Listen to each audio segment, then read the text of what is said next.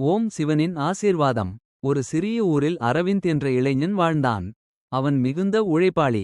ஆனால் எத்தனை முயற்சித்தாலும் வாழ்க்கையில் வெற்றி கிடைக்கவில்லை. அவன் மனம் உடைந்து ஒருநாள் சிவன் கோவிலுக்கு சென்றான். அவன் சிவனின் முன் நின்று சொன்னான். விடப்பெரிது, ஏன் எனக்கு மட்டும் இவ்வளவு துன்பம். எப்போதும் முயற்சி தோல்வியாகிறது இறைவா. சிவன் ஒரு சிரிப்புடன் அவன் முன் தோன்றினார். விடப்பெரிது, மகனே, நீ உழைக்கிறாய், ஆனால் நம்பிக்கை இல்லாமல்.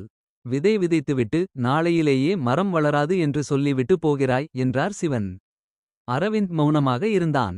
விடப்பெரிது, நம்பிக்கையுடன் உழை. உன் நேரம் வரும்போது உலகமே உனக்கு திறக்கப்படும் என்றார் சிவன். அதன் பிறகு அரவிந்த் ஒவ்வொரு நாளும் உற்சாகத்துடன் உழைத்தான். சில மாதங்களுக்குள் அவன் முயற்சி பலித்தது. அவன் தன் சிறிய தொழிலை பெரிய நிறுவனமாக வளர்த்தான்.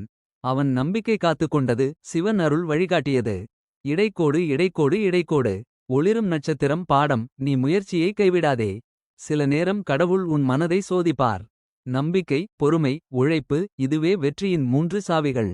கூப்பிய கைகள். ஓம் நம ஷவாய. கூப்பிய கைகள்.